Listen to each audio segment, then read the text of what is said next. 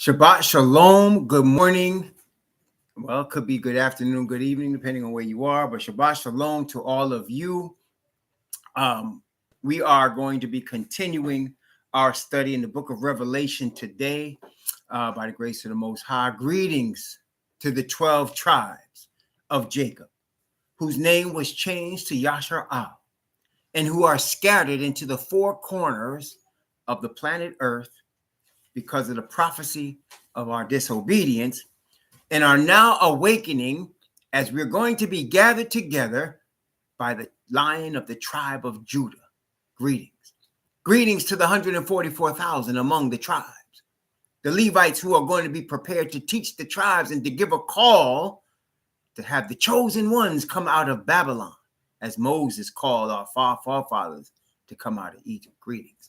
Greetings to the Gentiles who, through the grace of the Most High, are able to be grafted into the olive tree of Israel by the Lion of the tribe of Judah, Yahushua. Greetings. Blessings upon those that are working in the healthcare field and the first responders, working every day, no matter what day it is, trying to save human life. Sometimes it costs them their own. Blessings upon them. And those who do the humble work of picking up garbage off streets and sidewalks and parks to keep places clean and disease-free. And those that make deliveries, oftentimes for tips, oftentimes in large trucks across dangerous terrain, so that when you walk into a supermarket, food is there. Blessings upon them.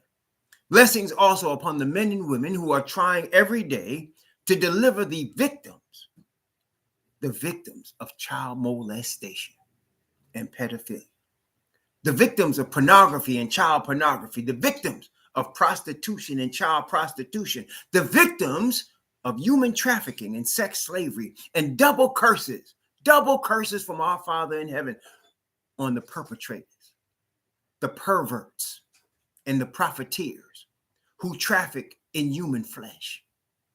Finally, blessings upon those that are homeless, those that this Babylonian system have crapped out. 600,000 men, women, and children in the United States of America, and millions around the world in similar or worse conditions. Blessings upon them. For theirs is the kingdom. Greetings to the chat, brother.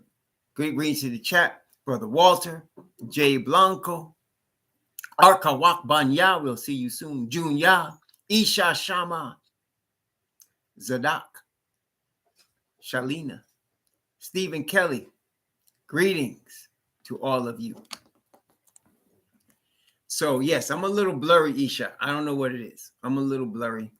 Let me see. I don't know what it is. No, it's not the screen that's being dirty. It's blurry because of the camera.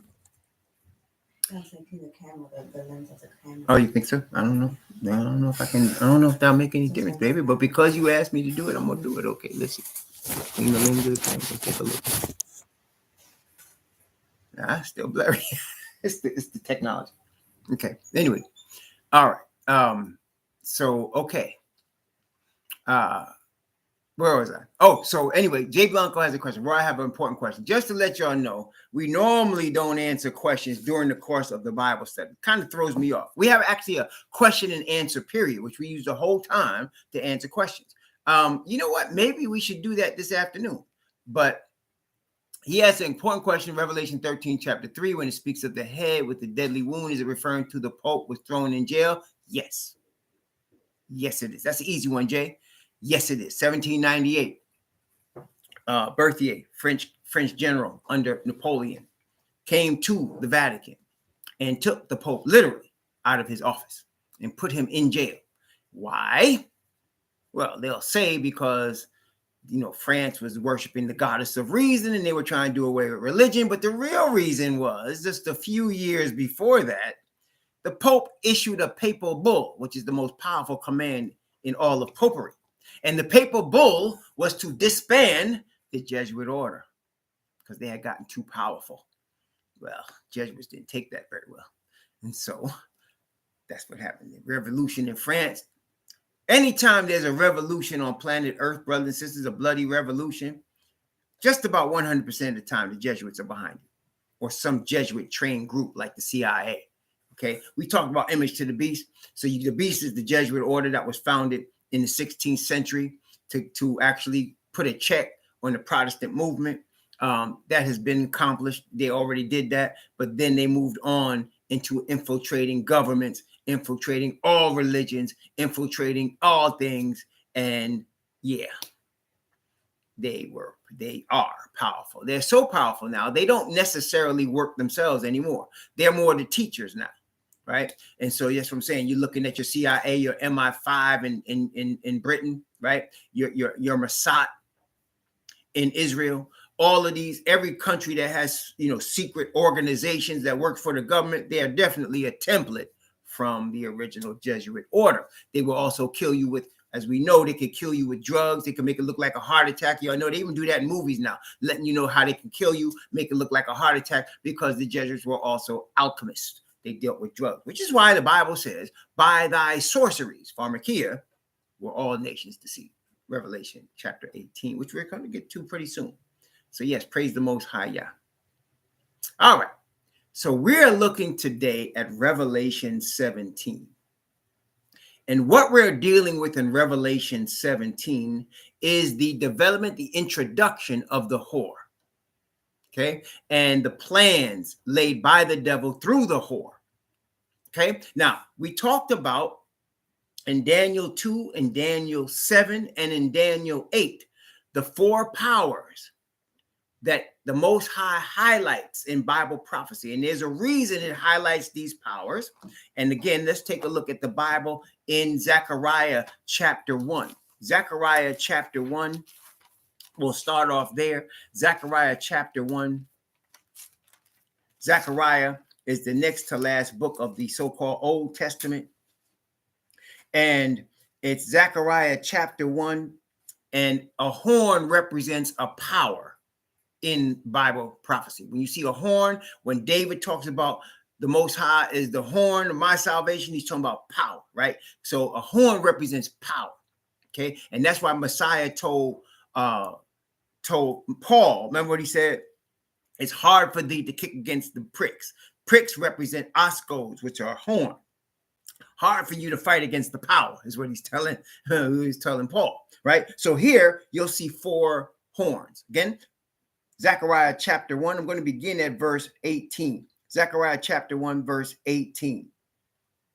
Then lifted I up mine eyes and saw, and behold, four horns.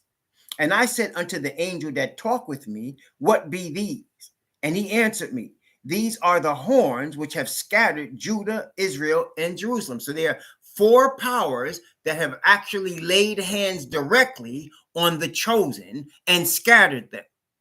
That's why they're being, of all, because you can think about it, as we mention all the time, there has been multiple dynasties on planet Earth. There have been multiple nations that have had dynasties, Chinese dynasties, British dynasties. There's been dynasties, African dynasties, the Mali Empire. You talk about Timbuktu. You talk about the Ghanaian Empire. You had all kinds of empires. India had multiple empires. There's Ashok, and there's all kinds of empires all over the earth. But these four scattered Israel and Judah directly. And to the Most High, as it says, even in this same book of Zechariah, Israel is the apple of Yah's eye. So these four have been highlighted. Okay, so let's take a look at them again. Those it says, and I said to the angel that talked with me, what be these? And he answered me, these are the horns which have scattered Judah, Israel, and Jerusalem. And Yahweh showed me four carpenters. And then said I, what come these to do?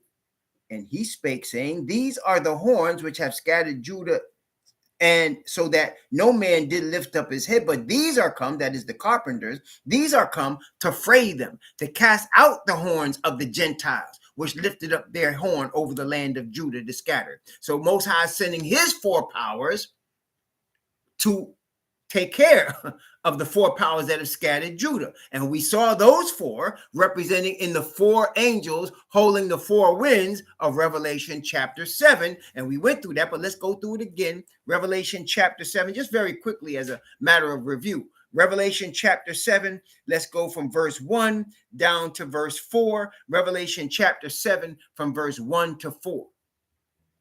And after these things, I saw four angels standing on the four corners of the earth. See, there's four powers that are waiting in the four corners of the earth right now. Okay. And holding the four winds of the earth, that the wind should not blow on the earth, nor on the sea, nor on any tree. And I saw another angel ascending from the east, having the seal of the living Most High. And he cried with a loud voice to the four angels to whom it was given to hurt the earth and the sea. See, scatter the powers of the Gentiles, saying, hurt not the earth, neither the sea nor the trees, till we have sealed the servants of our Most High in their foreheads. And I heard the number of them which were sealed. And there were sealed 144,000 of all the tribes of the children of Israel. So he's waiting again. The four powers that originally scattered us are the powers of the Gentiles. Scattered us. Okay. And we know that was Babylon, Media, Persia, Greece, and Rome. Okay.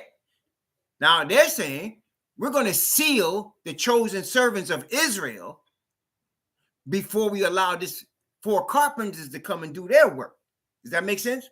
So we're going to see, and we saw as we studied it, these representatives of the 12 tribes are the Levites within the 12 tribes, including Levi himself. Okay, he's among them. And so you have the Levites scattered into the 12 tribes, and you got the Levite tribe itself, and the Levites that are teachers, that are appointed teachers in Israel, are going to teach and are teaching. Let me just put it that way. This is the thing, brothers and sisters, about the prophecies that we're now studying. We're in it. We're not talking about a bunch of stuff that's to come. We're dealing with things that are happening right now. This is how close we are. See, when I first read the book of Revelation, I think I was 15, and I didn't understand it at all. Okay. And then over the course of time, maybe I was 21, I joined the SDA church, and they would talk about Revelation, and I started getting into it some more. Right. But it wasn't until I left the SDA church and was awakened to who I really was as an Israelite, and was awakened and understood the prophecies concerning us and why we have been put in the positions we're put in right now on the planet. I started to understand. Okay. And knew then that the Most High from long time, see, we think of things that happen as we see them. The Most High thinks before we even exist about what he's going to do with us. Think about that. Okay. So he calls, for example, Jeremiah, a Levite, as a prophet before Jeremiah was even conceived in the womb. Okay. Before the foundation of the earth, he knew you and me were going to be living right now. You have to understand again, when he says he's the Alpha and Omega, the beginning and the end, Father Yah, what he's saying is more than people understand. What he's saying is he exists in the past, he exists in the present, and he exists in the future, all at the same time, because there's no time and space and dimension that can hold him. He created time, space, and dimension. You understand? He's above it. He's not in it, he's above it. So that when he calls you and me to live at this time, he already knew this long time. Okay? Before we were thought about, he knew we were going to be here at this time. He ordained for us to be here at this time. Okay? What role will you play? That's up to you. He just happens to know what your choices are going to be. He already knows what your choices are going to be. But he lets you make the choice. You understand? He lets you make the choice. So that at the end, everybody's going to pay or be rewarded based on their own choices. But he let you make the choice. Just so happen he already know what you're going to do. Okay? Praise the Most High. I pray all of us, under the sound of my voice, make the right choice. He has said in Deuteronomy chapter 30, I have set before you life and blessing and death. Choose life, that both thou and thy seed may live. That's the awakening chapter, by the way. Deuteronomy chapter 30. That's one of them. One of the awakening chapters. So he said, I've set before you life and good and death and evil. Choose life. Praise the Most High. Okay. Now, so Zechariah say that there's four horns that scatter Israel and Judah. We know who they are. Okay. Now we saw them And then we go to Daniel chapter 7. We go to Daniel 7. Now, I'm going to stay in Daniel for a couple of seconds here because I want to show you some things. There's a chapter in Daniel. Well, first of all, even in the SDA church, you know, when I first came to that church, I was amazed that they even went into Old Testament prophecy at all, because Christian churches don't do it. But in my amazement, what I didn't see was that they didn't cover all the prophecies. They only covered parts of them. And then they'd make those prophecies fit them. When the Most High impressed me, which I'm telling you to do right now, read your whole Bible. Don't read part of the Bible. Don't think because you know the New Testament, you know the Bible. Don't think because you knew the 5 books of Moses that you know the Bible. Read the whole thing. I had, again, some fool come to me talking about, stick with the Old Testament. New Testament is this, having never read it. Please don't have anything to say about a book you have never read. Please don't do that, because you look stupid. Read the whole book. You understand? Start at Genesis chapter 1, verse 1. Go to Revelation chapter 22, verse 21. Read everything in between, even if you don't understand it. It's a spiritual exercise. You don't get understanding based on your intellect. I know that sounds crazy in this world and we live, but you do not get understanding based on your intellect. You get understanding based on Father's Spirit. Why is that? Because everything in this book was breathed into Hebrew Israelite prophets by Father's Spirit. That's the only way you're going to get the understanding. You cannot get it because you're smart, or because you're charismatic, or because you think you know this or you know that. You will get it by Father's Spirit. Every prophet that we said, every prophet in the Bible received it that way. Okay. That's why I remember when I was thinking about when the Most High first told me, when he first impressed my mind, I was 21, and he said, you're going to preach the word. He told me, you're going to teach. And immediately, you know what I thought in my ignorance? You know what I thought? Oh, I got to go to a seminary. That's what I thought. I got to go to a seminary. Oh, in the SDA church, you got to go to Oakwood. Then you got to go to Andrews University. And the Most High said, no. And I didn't understand. Wait. How could I be a preacher, I thought, if I didn't go to these seminaries? Because they're not of Yah. Did John the Baptist go to a seminary? Did Moses go to a seminary? How about Jeremiah? How about Ezekiel? Did they go to seminaries? Now, some of them went to schools of the prophets in Israel now, but that don't exist no more. Ain't no school of the prophets out here among the Gentiles. No, they were all, as the Bible said, they spake as they were moved by the Holy Ghost. The Ruach Kadash. They were spake as they moved by the Holy Ghost. Okay. When Jeremiah stood up the prophecy before Solomon's temple, he just stood up and started speaking. Ezekiel couldn't even talk. His tongue clave to the roof of his mouth until the Spirit moved on him to open his mouth and speak. Okay? That's how you learn the Bible. The Father's Spirit. Start at Genesis and go to Revelation. Because what are you doing when you do that? You are seeking the knowledge from the Father, who is the ultimate teacher, and he has appointed Messiah as our teacher. You are seeking the knowledge about your Father that you could do what? Give him glory. That's the object. Give him glory. And how do you do that? By obeying him. It's simple, isn't it? I praise Yah. His word is simple in terms of its principle. That's the whole thing. Okay? That's the whole thing. Let us hear the conclusion of the whole matter. Fear Yah and keep his commandments, for that is the whole duty of man. That's it. Okay? And in order to do that, you show him that respect by saying, I respect your prophets enough that I'm going to read them. I'm going to read the prophets that you have ordained to give me. I'm going to read them. Okay? So you can't say, this book is good and this book is no good. Read the whole thing. That's why, I mean, I disrespect. I don't have, it's hard for me to have respect for people that tell you, that say the New Testament is not inspired, or the Old Testament's done away with. It's hard for me to have respect for that, because you're disrespecting my Father. It makes me angry. So I got to stay cool. You know, I got to stay cool. Because you know what? Messiah stayed cool. That's what meekness is. Meekness is staying cool under pressure. That's what real meekness is, you know.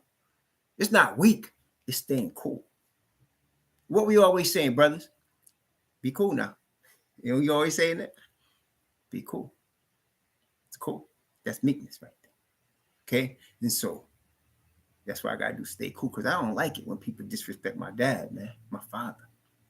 I don't like it. But I stay cool because I know Pop got it. I know Pop got it. And I know my cousin got it. You understand? So we good.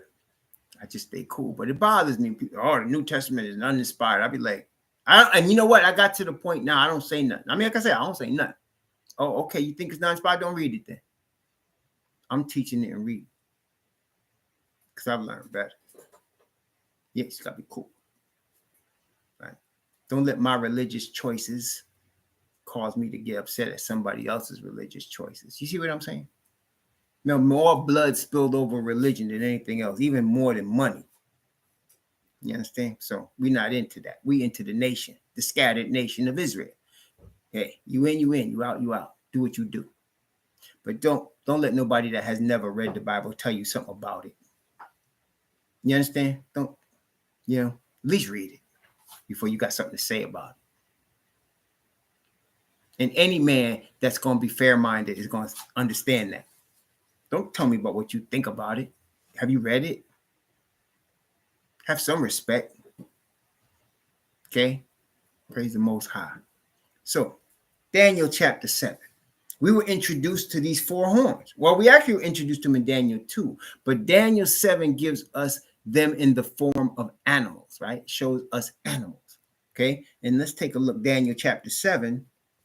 Daniel chapter 7. And begin at verse 1 and go down to verse 8. Actually, from verse 1 to 7. Daniel chapter 7, from verses 1 through 7. Notice what it said. In the first year of Belshazzar, king of Babylon, Daniel had a dream and visions of his head upon his bed. Then he wrote the dream and told the sum of the matters. Daniel spake and said, I saw in my vision by night, and behold, four winds of the heavens strove upon the great sea. Now, winds in this regard represent Gentile nations fighting each other. Winds of the Gentile. It speaks about that actually in Isaiah. I believe is Isaiah chapter 60, if I'm not mistaken. Let me just take a look at it. The winds and sea. The winds represent strife, and the sea represents the Gentile fighting each other. That's what they battling each other, the sea, right? Notice what it says, Isaiah. We're going to come right back to Daniel, but just to give you this here, Isaiah chapter 60. Isaiah chapter 60. I'm going to read from verse 1 down to 5.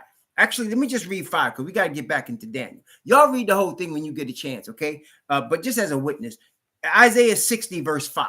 Notice what it says here.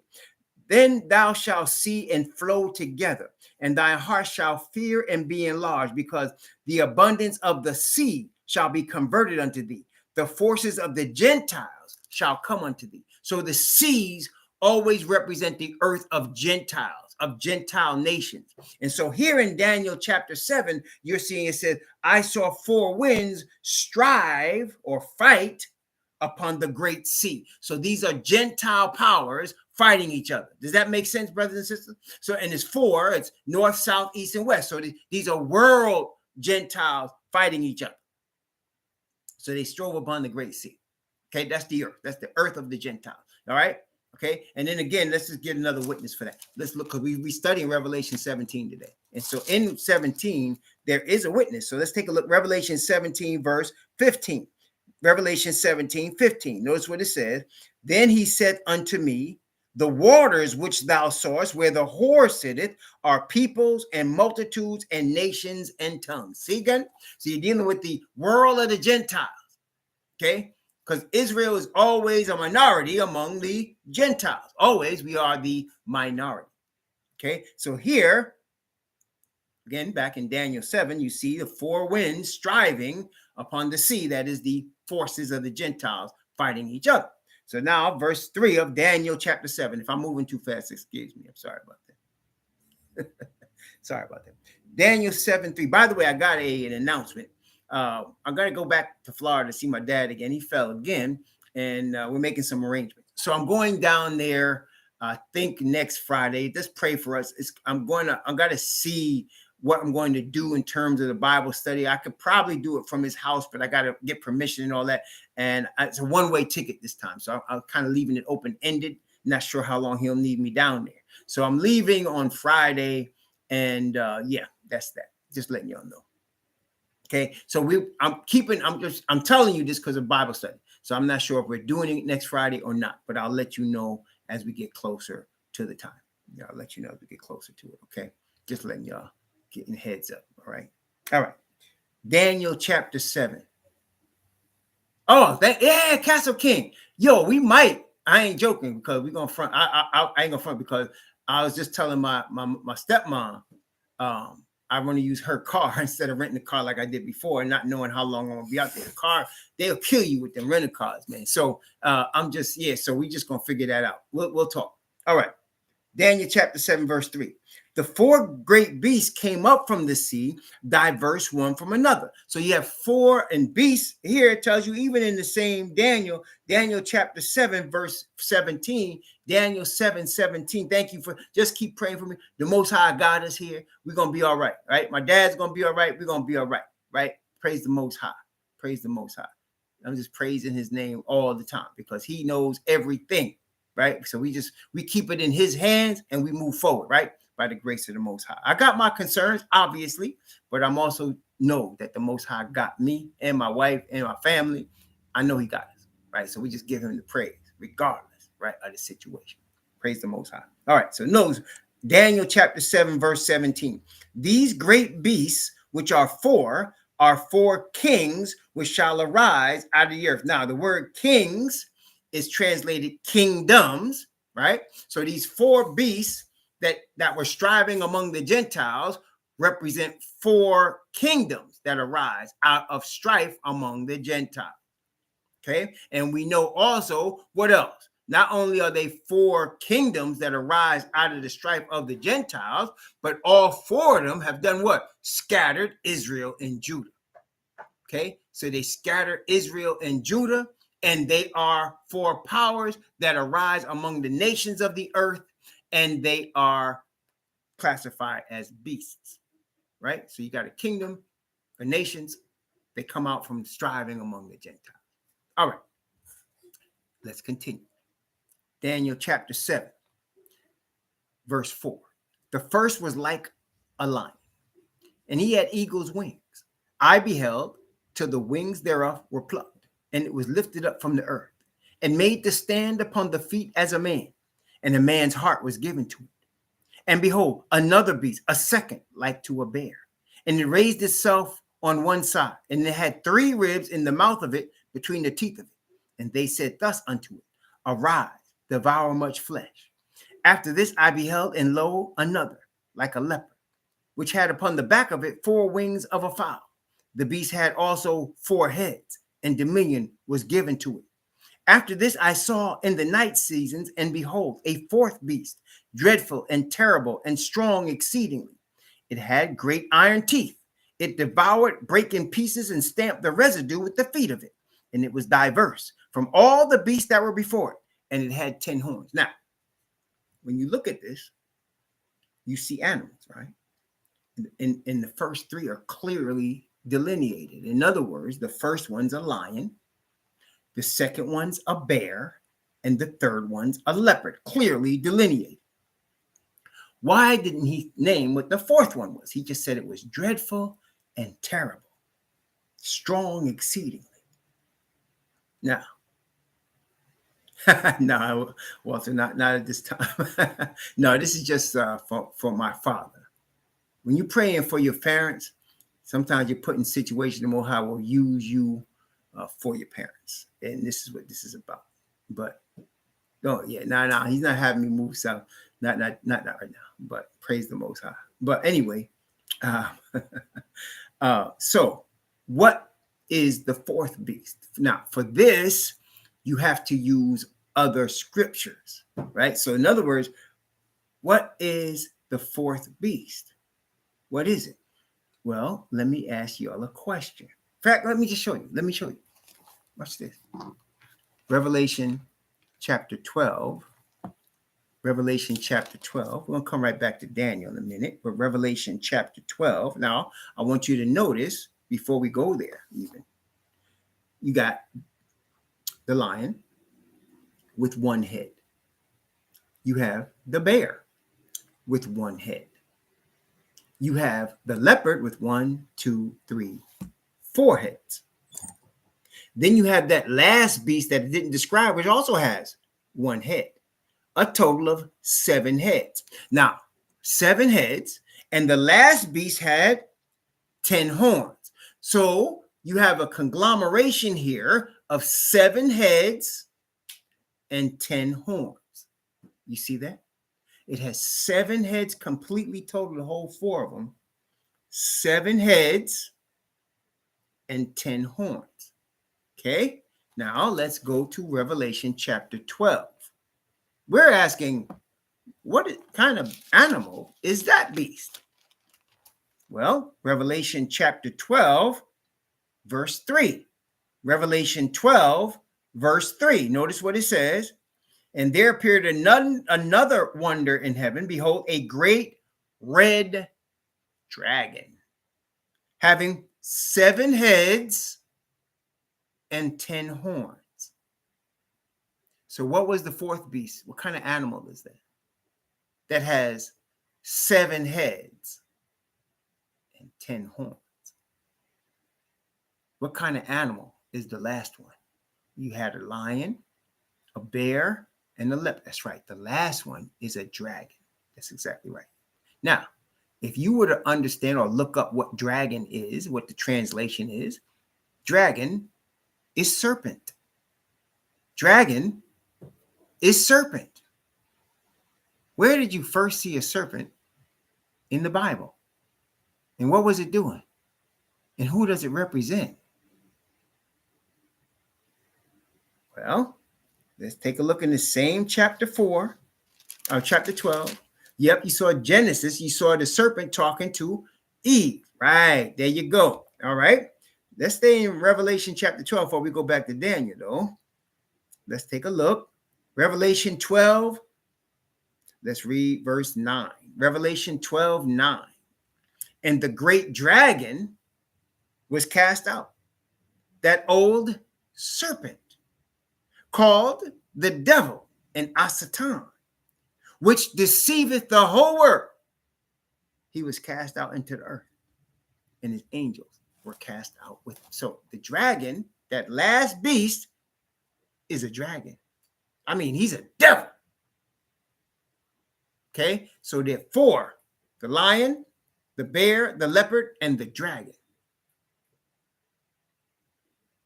Okay, and the dragon controls all of them, including, of course, his own body. Now, so now we know in Daniel 7 what that beast was that Daniel just described as dreadful and terrible, the dragon. Now, you know what's interesting about a snake? This poisonous ones, the ones that fight, right? Like the cobra, when he stands up, what is he doing, right? When he stands up, when a cobra stands up, what is he doing? He's hypnotizing. He's actually trying to hypnotize his victim. Is it y'all did y'all know that about snakes? Like they'll stare at you because they're trying to hypnotize you. Did you know that? And so their eyes will get the opponent frozen. Now, exactly. So, what does the dragon do? He can deceive the whole world. He got the whole world under what? Mind control. Okay, so he lies and he deceives. He appeals to the lowest nature, right? What did he tell Eve? What did he tell her? This is the reason, brothers and sisters, that men are chosen to lead. Adam was made first. Eve came from his rib. They're supposed to work together, but the sister wanted to be a god. Did she not? She wanted to be a god. What did he say to her? You don't have to obey. You can be a god if you eat of this fruit. You and your husband could be gods. And again, we bring up 6 is the number of man. Man wanting to be a god under the threefold union of the beast, the dragon, and the false prophet. 666. And the answer to 666 by Yah is the 144,000. The 6th church, the 6th seal, and the 6th trumpet. Okay, you got me? You got me? Okay, so look, it's deep, isn't it? It's deep. So that 4th beast is the dragon. Yep, man was made on the 6th day. That's man's number. He's made on the 6th day. And he was given dominion. So Asatan, the serpent, came to Eve and said, you can be a goddess. That is why, brothers and sisters, a lot of false religions have goddesses in them. The Catholic Church, many people get this confused, but the Immaculate Conception in the Catholic Church is not the birth of the Messiah. Look it up. It's not the birth of the Messiah. Many people get this confused and they're thinking you're following Catholicism if you believe that Eve's husband, that the father impregnated Eve and not Joseph. No! The father impregnated her. What got Mary pregnant was the father. But what is the Immaculate Conception? In the Catholic Church, that's Mary herself. It's her birth they're saying was immaculate. That's right. When you look it up, that's her birth that they're saying. She was immaculate. That's what they're saying. So they make her what? A goddess. In the Bible, you got the Queen of Heaven. Our fathers worshiping the Queen of Heaven when they fled to Egypt against the Most High's command. You got Diana in Ephesians, right? The Ephesian god Diana. And so today, wait a minute. Let's break this down. Listen. Who is farther ahead in the United States? The black man or the black woman? Let's break this down now. Who's farther ahead? Who gets more favor from Babylon? The black man or the black woman? Be honest now. There's no question. It's the black woman. Now, I'm not saying the black woman is not getting trampled on also. She is. But ain't nothing compared to what they do to the brothers. Nothing. See, when they see a sister, they might react negatively. They might decide, if it's a white man or a Caucasian man, they might decide, I want to have sex with you, right? But when they see a black man, that's an enemy right off the bat. And I think we all know that. I think we all understand that. Because why? The man is made in the image of Father Yah. And the Hebrew man has been chosen. Listen now. He's been chosen by Yah to be an instrument of salvation in this planet. Right? It's exactly the same as Egypt. It's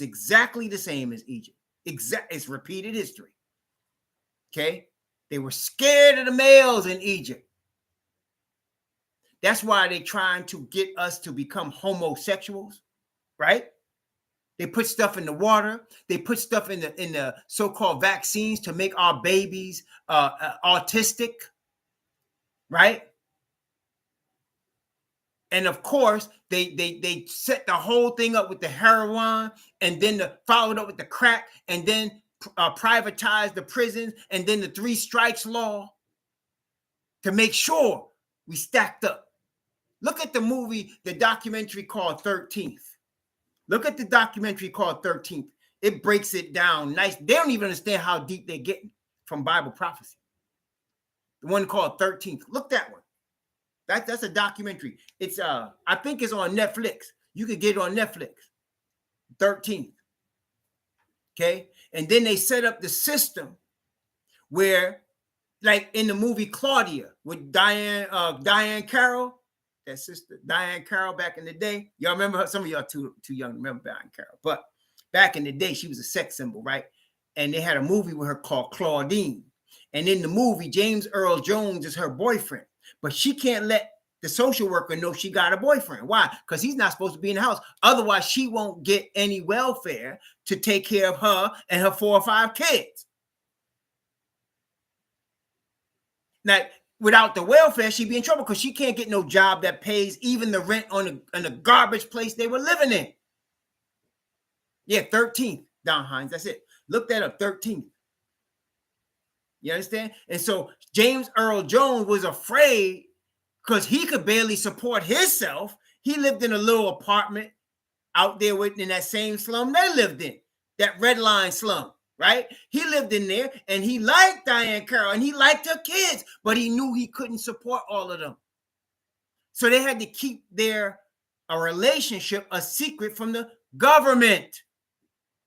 She bought an iron and had to hide the iron because if the social worker saw the iron, they take away her benefits. You understand? This is stuff that's going on, brothers and sisters. So that's the Claudine. That's another one. That's from like 1970, 71.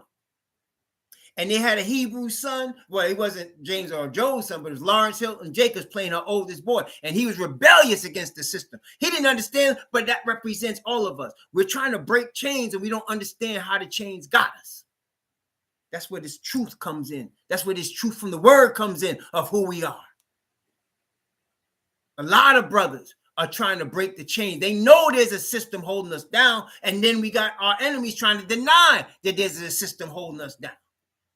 But we know it's there. We feel it. We see it. They just can't figure out how this. That's why you listen to a Malcolm X, or you listen to a Kwame Ture, or you listen to who used to be Stokely Carmichael, or you listen to a Fred Hampton. You're trying to figure out what is going on here? Why is it that we're held back? Why is it they hate us so much? Why is it they watching us all the time? How come they bunch us up in these projects and throw drugs into it? What's going on? Well, now we know. Now we know. Now we know. Okay? Now we know. The Hebrew man is the biggest threat to Asatan's empire. And he knows that. So he's trying his best to annihilate us, to kill us. He creates television. And what does he put on the television? All of the Rainbow Brothers. He puts on the television. The sellouts. He puts on it. Okay? Then he takes some athletes and he gives them millions of dollars and he makes you believe this is what you need to strive for. Brothers and sisters, let me tell you something. You think about this. The National Basketball Association pays more money than any basketball association in the world, by far. Okay? By far. You got brothers making 40, 50 million a year playing basketball, right? But think about it. There are 30 teams, approximately 450 players, okay, on 30 teams, okay, right? How many players, though, want to play? How many players are really good but just don't make it? You're talking about at least 100, 200, 300 Division I schools, right?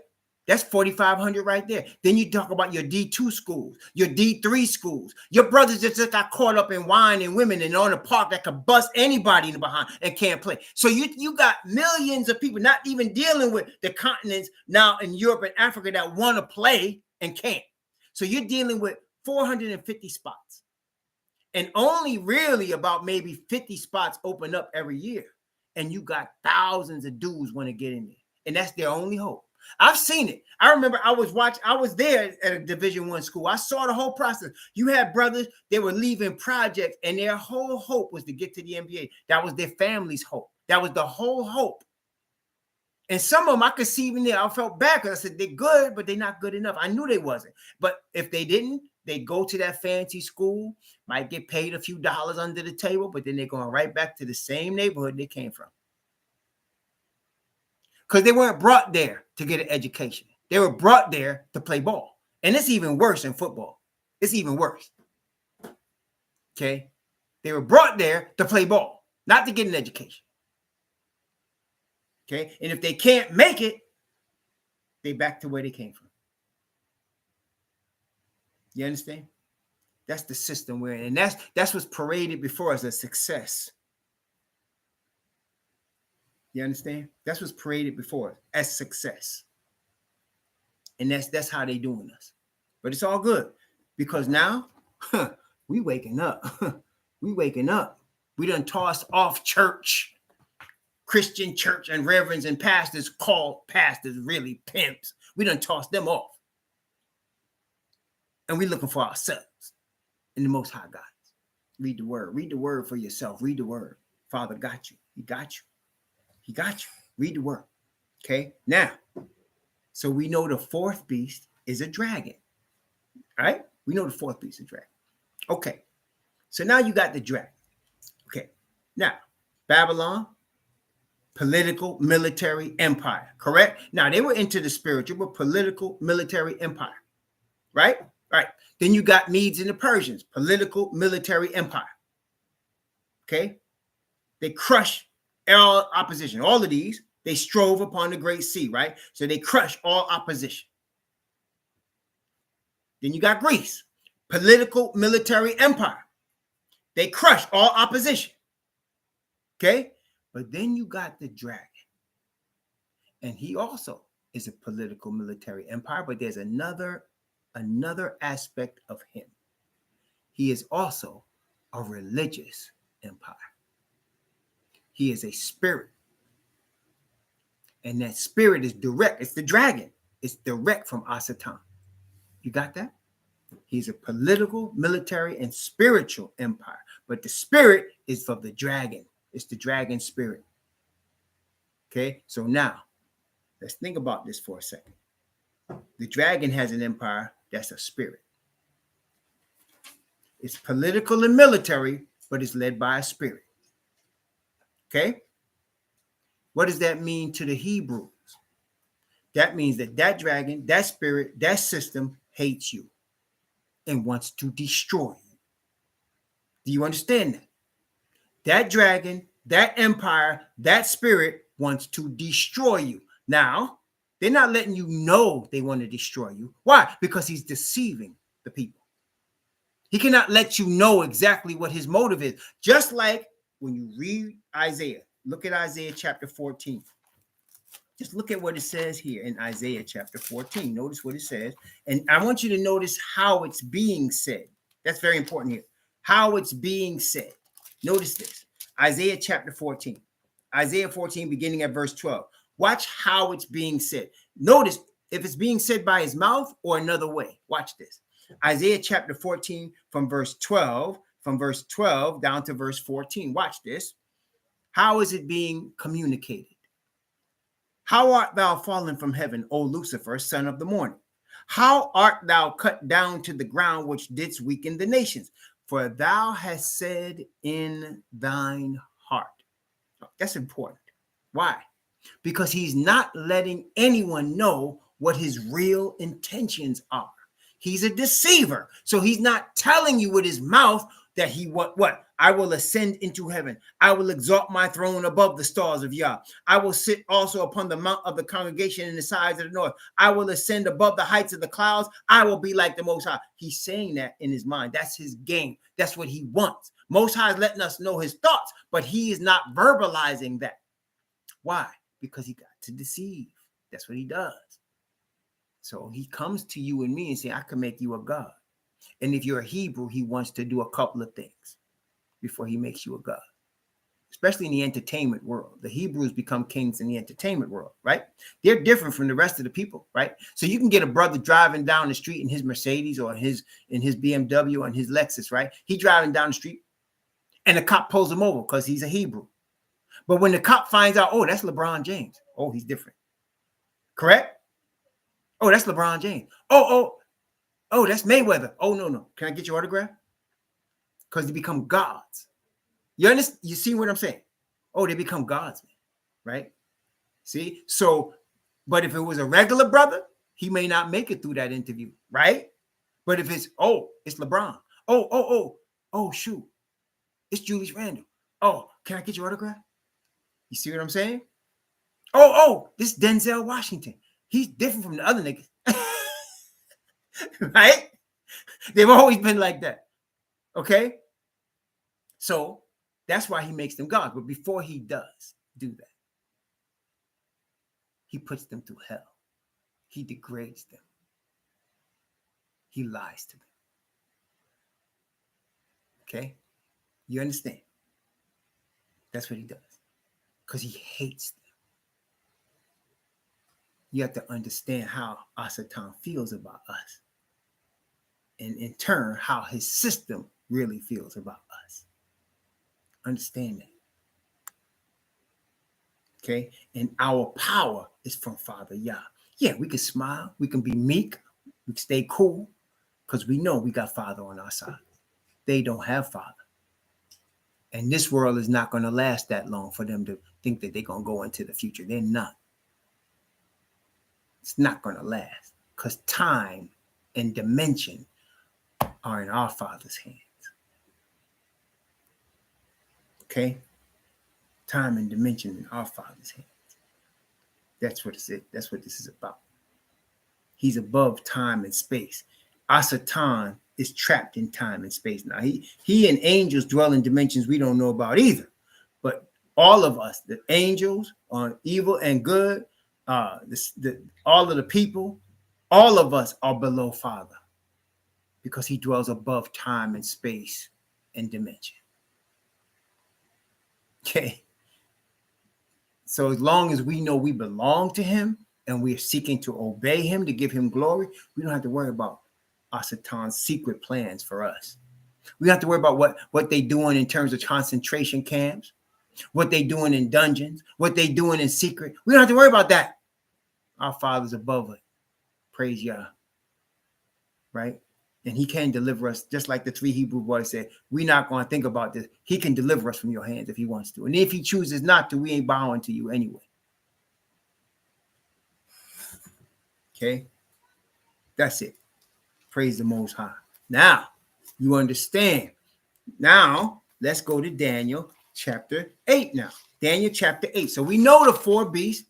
We understand the 4th one have a religious dimension, and it's a dragon. Okay, so let's go now to Daniel chapter 8. Daniel chapter 8. Y'all know we're going to do 2 parts, right? So I can't do the question and answer today. Sorry. We got 2 parts to do. Okay, talking about that same dragon in Daniel chapter 8. He's going to describe here what that dragon's about in its religious aspect. Okay, now, verse 23, Daniel chapter 8, verse 23. I'm going to read from verse 23 down to verse 25. Okay, praise the Most High. No problem, Bathama. Okay, Daniel chapter 8 from verse 23 to 25. And in the latter time of their kingdom, when the transgressors are come to the full, it's where we live, a king of fierce countenance and understanding dark sentences shall stand up. And his power shall be mighty, but not by his own power. We're going to examine that in a minute. His power shall be mighty, but not by his own power. He shall destroy wonderfully, and shall prosper and practice, and shall destroy the mighty and the holy people, you Hebrews. And through his policy also, he shall cause craft. That's deceit, that's trickery, that's spiritualism in dark places. He shall cause craft to prosper in his hand. And he shall magnify himself in his heart, and by peace shall destroy many. He shall also stand up against the prince of princes. Notice he said, prince of princes. That is Messiah. See, Father is the king. Messiah is going to be a king, but right now, Messiah is the son of the Father, hasn't gotten his throne yet. So he's what? A prince. And of course, he's the prince of all princes, because he's the Father's only begotten. So now you got, he shall stand up against the prince of princes, but he shall be broken without hands. In other words, it's personal. You messing with Messiah? Oh, okay. Our cousin got something for you. See what I'm saying? Our cousin got something for you. He ain't going to let us destroy this power. He's going to do it. Okay? Now, in the same Daniel, here's the part that nobody reads, Daniel chapter 11. Now, in Daniel 11, it gets real deep, brothers and sisters. So we don't have time to go through that. We did do it in our Daniel study. Again, rawhebrewremnant.org. Isha Shama got that website up for us. You look up Daniel, you can see Daniel 11 study in there. But I want to get right to the point here in Daniel chapter 11. Now, let me give you a synopsis. Go back and study it, but let me give you a synopsis. So you have 4 divisions of the Greek Empire. north, south, east, and west. Out of those four, Rome came out of the north. So before, when Rome came, there were two powers. And in the Bible, it divided. Now, all the four, there were two left of the skirmishes between them for power. Okay. The king of the south and the king of the north. Now, initially, they were military political powers. But when Rome came forth, you added the spiritual dimension to it. Then in the south, you eventually added a spiritual dimension because the king of the north was Rome, and the king of the south later became Islam. And the king of the north overcame the king of the south, as Christianity, led by Rome, is overcoming Islam. You see that now. I mean, who's bombing who? What nations are being attacked with drones? Is it the Christian nations or is it the Islamic nations? I think you can answer that question. Okay, so the king of the north has overcome the king of the south. Although we saw in Revelation chapter 9 that the king of the south had a temporary push on Rome, eventually Rome overcame. Okay, y'all got me so far? So here in Daniel chapter 11, the focus eventually turns to the king of the north, who became the Roman Catholic Church and the government that it represents. Y'all got me so far? Y'all following that? I want to make sure y'all got me before we go forward, okay? So here in Daniel 11, I'm going to bring you right to the part where there's the establishment of the institution that today we call the church. Now, in the Bible, they've changed, they've got people brainwashed. When you think of church, you think of a building with a cross on it, correct? And it has pews in it, and it has a pastor over it. That's what you think of church, because that's the brainwashing of Christianity. But in the Bible, the church is the nation. It's the called out assembly, ecclesia. There's only one called out assembly in the Bible. It's Israel. Okay. So somebody say, what about all of the mentions of church in Paul's writings? The church in somebody's house. That's the called out assembly of Israel in somebody's house. That's the called out assembly of Israel in Philippi, in Corinth, in Ephesus. It's the called out assembly of Israel, because all of those people are followers of the Hebrew Messiah of the tribe of Judah. Christianity got you believing they're following a European, soft, flowery, effeminate, white Jesus. They're not. They're followers of the Hebrew Messiah. They're grafted into the olive tree of the nation. Okay? Now, let's see the establishment of that institution here as described in Daniel chapter 11. Okay. Now, first he starts off talking about the Pope in the office. Now, remember, some people get confused. It's not Pope as in person Pope. It's Pope as in office of the Pope, because multiple people have held the office. Do you understand what I'm saying when I say that? So it's not, some people look at Antichrist as one individual Pope. Antichrist is the office. The whole institution is Antichrist. Do you understand? So when he talks about a man rising up, it's talking about the office of Rome. Okay? Because we're not dealing with people, right? We don't wrestle against flesh and blood. What does the Bible tell us? We wrestle against what? Principalities, against powers, against the rulers of the darkness of this world, against spiritual wickedness in high places. So you're dealing with a system. Now, in this case, the system is the system of Christianity, and the top of that system is the office of the Pope. Okay? So now let's go Daniel chapter 11 from verse 36. You're going to show you the establishment of the institution of the Christian church led by Rome. So here we go, King of the North, beginning at verse 36 of Daniel chapter 11 and going down to verse, down to verse, 39. Watch this now. Remember now, I'm telling you, it's the institution of Christianity. Watch how it's described, though. Very interesting. And the king shall do according to his will. That is the king of the north. And he shall exalt himself and magnify himself above every god, and shall speak marvelous things against the God of gods, and shall prosper till the indignation be accomplished. For that is determined shall be done. Neither shall he regard the God of his fathers, nor the desire of women, nor regard any God, for he shall magnify himself above all. But in his estate shall he honor the God of forces. And a God whom his fathers knew not shall he honor with gold and silver and with precious stones and pleasant things. Thus shall he do in the most strongholds with a strange God, whom he shall acknowledge and increase with glory. And he shall cause them to rule over many and divide the land for gain. Now, think about this. When the pilgrims came to the Americas, what religion were they? When the Dutch pilgrims came to South Africa, what religion were they? When the pilgrims came from Portugal and they took Hebrews and brought them to Brazil, what religion were they? When the pilgrims came to what is now Haiti, Dominican Republic, Cuba, Puerto Rico, what religion were they? Did they not divide the land for gain? Or didn't they? Did they divide the land for gain? Or didn't they? I think you can answer that question. That's the Christian church. Each one of those places that I named before the people came, exception being the United States. That's the exception. We'll talk about that. But each one of those other places that I named, they came with the blessing of the Pope.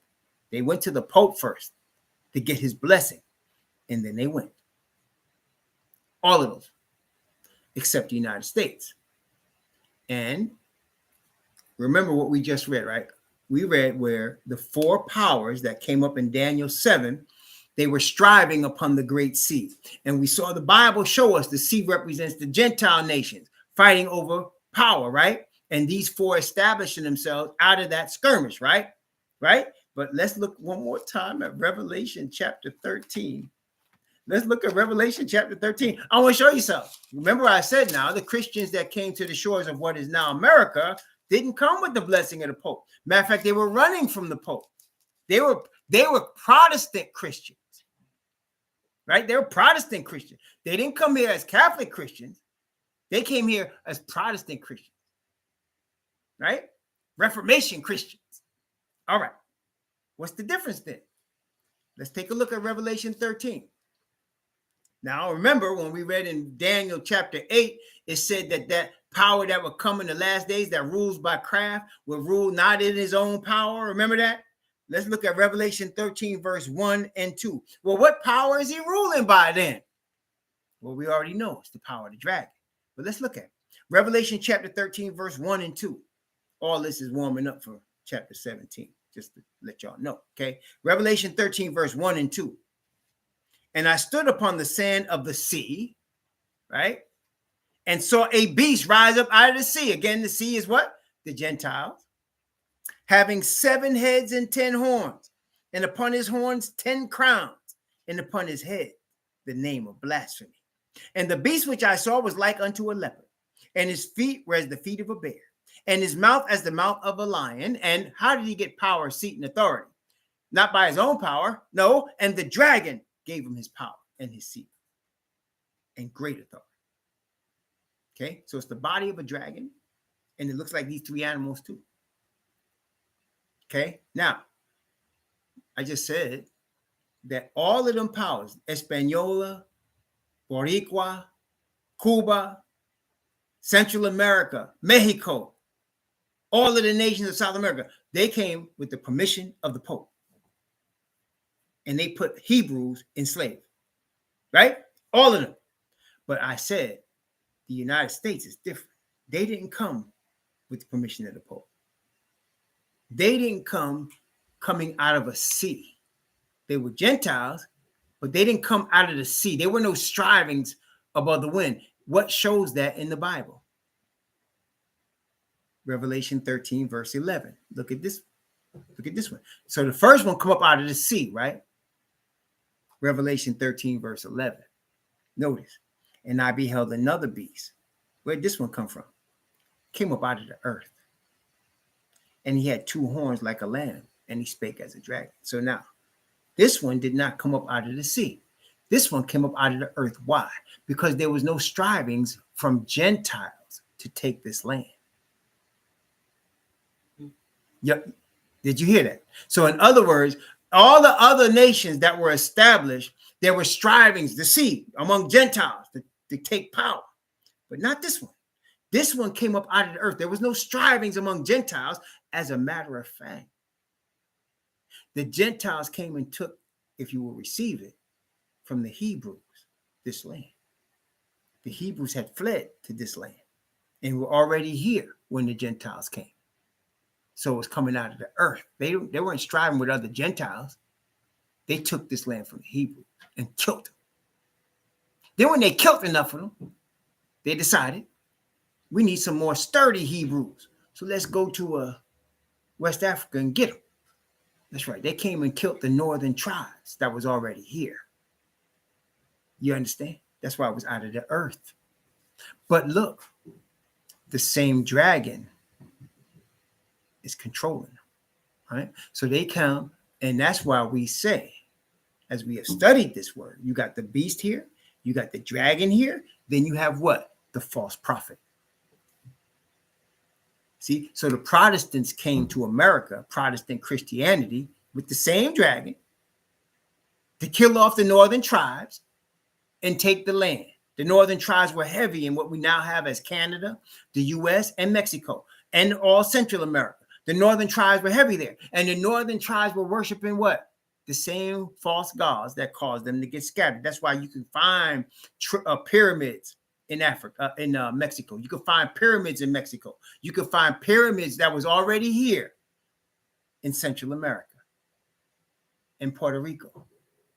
Because they established them same brothers that built them pyramids for the Egyptians, they built it for themselves when they got to those lands. You can find pyramids in all them places, and they've been standing for thousands of years. How they stand all that time? That's right. Ephraim was already there. So that's why you see them coming out of the earth. There was no striving there among Gentile nations. They were striving, destroying Ephraim and taking the land. Okay? Isn't that interesting? Isn't that powerful? Same dragon, though. Same dragon. Same dragon gave power, seat, and authority to Rome, came and took this land from Ephraim. Same dragon. Okay? Same dragon. So now, we see the dragon. It's a political authority.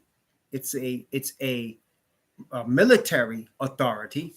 And it's also now a religious authority. So when you have the religious portion, it represents a woman. I've likened Zion into a comely and delicate woman. It said, the virgin daughter of Zion have shaken her head at thee, laughed thee to scorn. That's how Most High depicts his chosen ones, right? So you had the woman arrayed with the sun and the moon and the stars under her feet, and she was great with child with 12 stars. That's the 12 tribes of Israel. A woman. But the dragon has to have his own woman. See, it's different than when Israel became a harlot. She was a pure woman that gave herself over to Gentile gods.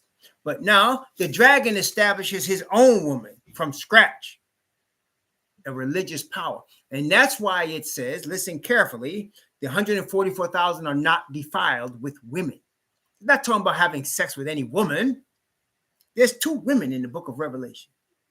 There's Israel and there's the dirty woman, the whore. And they're not defiled with the whore. Again, you're leaving Babylon, right? You want to get out of Babylon? First step is not moving to the country.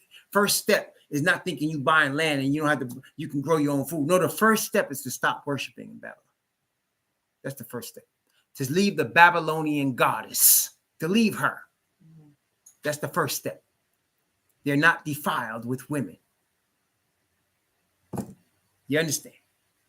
Not defiled with women. Your first step in leaving Babylon is to get out of the Babylonian whore's religious system. That's the first step. Okay? And that's why it says they're not defiled with women. They're virgins. They've been made pure. The same way that Mary Magdalene was made pure. She was a whore, was she not? You know, remember the brother? He said, man, if this man were a prophet, he wouldn't let this woman touch her. You know where she been? But that sister, the Messiah said, don't even preach this gospel without mentioning her. He made her pure again. He cleaned her up. And she was the first one he showed himself to when he come out the grave. And told her, don't touch me yet. But go tell my brothers that I'm here. And I'll meet you in Galilee. Go tell my brothers. He sent the former harlot to do that. Because he loved her. Because he changed her. Okay? Brought her back from whoredom. That's exactly right. So now let's begin Revelation 17. So now you understand. You see the dragon. You know where he comes from, right? But now he has to highlight the spiritual aspect. Okay? The spiritual aspect of his kingdom. Okay? That nobody really understands. Remember, it's by craft. It's deceit. So let's take a look. Revelation chapter 17. Now, as we're looking at Revelation 17, in fact, let's read verse 1. Revelation 17, verse 1. Okay, let's read verse 1. Let's look. Notice what it says in Revelation 17, verse 1. And there came one of the seven angels which had the seven vials and talked with me, saying unto me, come hither. I will show unto thee the judgment of the great whore that sitteth upon many waters. So now, let's look at this now. So we see in Revelation 14, Messiah standing on Mount Zion in victory with the 144,000. The rest of Revelation 14 shows the message of the 144,000 and the conclusion of that part of this war, right? It shows us getting on the sea of glass, singing the song of Moses and Lamb, and it shows the plagues falling upon Babylon, right? And then we're going to come back and establish the kingdom of Messiah, right? But now, after the angel showed him all of those things, he's going to show, okay, let me show you the judgment of the whore. Let me show you how she gets established, what her plans are, how this comes to pass, right? Because he's seen the dragon in Revelation 13. He's seen the dragon. But now he's going to say, this is how it started. This is how it's established. This is the plans that it has. And so he starts off and he says, I'm going to show you the judgment of the great whore that sitteth upon many waters, the judgment that's above all the Gentile nations. See, she sits on the waters, right? The waters represent the Gentiles. So he said, I'm going to show you this whore that sits above all the Gentiles. And it's a woman. It's a spiritual entity. It sits above all the Gentiles. So far, you got that. That's just the first verse. So you can see when you understand what it means, the woman, when you understand what it means, the whore, and you see the dragon, now you're seeing what it all is. So you see it's a spiritual entity that sits above, and the seas sits above the Gentiles, all the strives of the Gentiles, all the fightings of the Gentiles. This whore sits on top of all of it. Okay. So now we know in the present system that we're in, some of you that are already ahead of me on this already knows what I'm talking about. You see now in the present system that we are in, there's a whore above all of it. Oh, thank you, Alfwitz. Praise the Most High Yahweh. Praise him. You can see there is a spiritual entity above all of it. Again, going back to what Ephesians taught us, what the Apostle Paul taught us from Ephesians. We wrestle not against flesh and blood, right? But against principalities, against powers, against the rulers of the darkness of this world, against spiritual wickedness in high places. The whore sits above it all. See that? She sits over all the waters, and it's a system. It's not an individual. It's a system. And that system is represented in the office of the Vatican. Okay? Just like in the United States of America, the office of the president. That's the power. Okay? You have different people sitting in that office, but the office remains. Right? You see that? Just like the Supreme Court. The Supreme Court got 9 justices. Some may die, some may retire. It's still the court. It's called supreme. You got that? It's supreme. So it's the office. It's a system we're all in. Every organized religion is a system. All of them are. Every one of them. We, the true people of Yah, are a scattered nation. That's a difference now. We're not in a system. We're just scattered from our nation, and we have our own God, Yah. Okay? We're scattered into the four corners of the earth. And listen now. What did the Most High tell? He told Abraham, he told Isaac, and he told Jacob the same thing. He told all three of them the same thing. In you, the whole earth is going to be blessed. And what did Paul tell the Romans? He said, if the earth is being blessed by them going down, how much are they going to be blessed when they come back? When they rise back up? Because when Israel rises back up, that's a sign of Father Yah telling Messiah, take your kingdom. And in Messiah's kingdom, it's a kingdom of righteousness. Right now, we live in a kingdom built on lies, but they are exploiting us and they're getting benefit from exploiting Hebrews. Are they not? Are not the world of the Gentiles getting blessed by exploiting the Hebrews, exploiting the land where the Hebrews live, taking whatever the Hebrews establish, burning down when they get too strong, profiting on us from head to toe, not wasting any part? Because they're getting blessed through us. Truth is, the United States of America would not exist if it wasn't for the Hebrews. It wouldn't exist. Would not have built up the way it did, would not have built the railroads, would not have built the roads, would not have built the corporation, would not have built all of these things if it wasn't with the initial help of the Hebrews. Okay, that's how they got it. And even now, the northern tribes are coming across the border to work in fields for pennies. Jobs that nobody wants. They're taking them. And they'll do it. And the corporations are profiting off it. Still. Okay? Still going to continue, brothers and sisters, until the day comes, which is now arrived, where the Most High awakens his children, starting with Judah, starting with the Levites in Judah. He's awakening his children. And that awakening is the death knell of Babylon. So now you see Revelation chapter 17, verse 1. The great horse sits upon many waters. She's at the top of the pile in terms of the powers of Babylon. Okay? She's a spiritual thing. She's a spiritual power. And she receives her power directly from the dragon. Okay? This is where we're at. All right? So I'm going to stop here. We're going to continue from there. As you can see, you've seen everything we need to show to get ready for Revelation 17. So now you understand who the dragon is, where he comes from, what his thought process is. You've been shown there's going to be a woman that's above the waters, and she's rolling. She's controlling everything. But nobody knows it. Nobody knows it because it's a system. Even us, we talked about how, the Hebrews feel like you can feel the system on your back. You can feel it around your neck, even though you don't literally have a chain around your neck. You can feel it.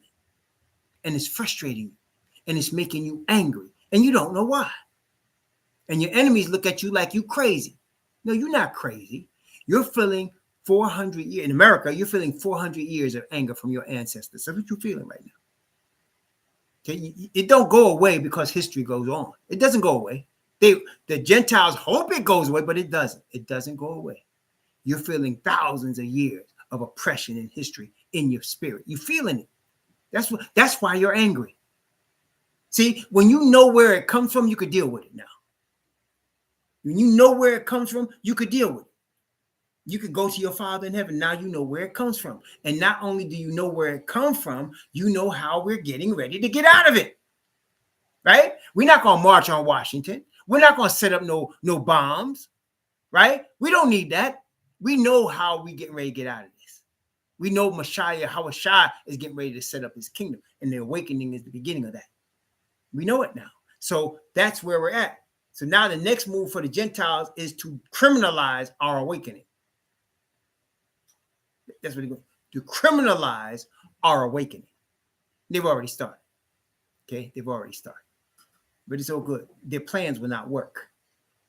because there's a God, there's a Father, and he's above it all. Like I said, he's above it all. There ain't no time, no space, no dimension that holds him. He created all that. So he's above it. And there's nothing they could do. All he's doing right now is letting his will, our Father, which art in heaven, hallowed, Yahweh, hallowed be thy name. Thy kingdom come, thy will be done on earth as it is in heaven. Can't stop it. He's just looking to see who is his, who chooses him, who chooses to bring him glory and obey him. That's all he's doing right now. He got his angels working on our behalf, unseen, above the whore. So we don't worry about the whore because we see it now. We see what she's doing. We see what she's about. Praise the Most High. So we'll come back. I'm going to come back probably it's now 1:20. I'm going to come back probably 2 o'clock. And at 2 o'clock, we'll start again in Revelation 17. Thank you. Who was that? Man, that was Alfwiz. Praise the Most High. Yah. No, this is the thing I want to tell you about the monetary situation. As you know, I would not ever ask people for money. I don't do it. But I've also learned through the hard way, as most of us Hebrews do, when somebody's touched to give to our ministry, I can't fight y'all because I can't say that the Spirit's not moving you to do something. You hear what I'm saying? So if I was to say, I don't want your money, I don't want you sending me tithe, and I do say that. I don't want you sending me your tithe. I'm not asking for your money because I don't want this to be about the money. But if the Spirit moves you to do something, I can't say nothing to you. If you say, I'm convicted, brother, I got to send you this, I can't say nothing. I can't, because that'd be dishonoring the Father. You see what I'm saying? Y'all got me? Okay. I just want to make sure y'all understand that. That's where that is coming from. So when somebody's moved by the Spirit to do something, I can't speak against it and say you shouldn't have did that. You understand? Because I can't judge you like that. Okay. If you're convicted, you do it. But I'm not trying. This ministry is not about trying to collect money from y'all. It's not about. I'm not trying to buy a building or any of that stuff. We're trying to get the Father his glory and teach his word. That's all we're trying to do. You understand? Praise the Most High. I just want y'all to. I just want to make sure y'all got that part, because I don't want y'all to think I'm just trying to fleece y'all some loot. That's not. I'm not trying to do that. It's not about the lucre, man. But if the Father say give this, that I can't say nothing. It is what it is. Okay, I can't say nothing. Okay, may the Most High bless you and keep you. May he cause his face to shine upon you and be gracious unto you. May he lift up his countenance upon you and give you peace. 2 o'clock, it's about 25 minutes from now by the grace of the Lord. Did I say? No, wait, I'm sorry, not 2 o'clock. Not 2 o'clock, 1:30. I'm looking at the wrong thing. 12:55. I didn't even catch the right time. We're going to come back at 1:30, not 2 o'clock. We're going to come back at 1:30 for part 2 of Revelation chapter 17. 1:30. 1:30. We'll come back. Praise the Most High. Yes. Shalom.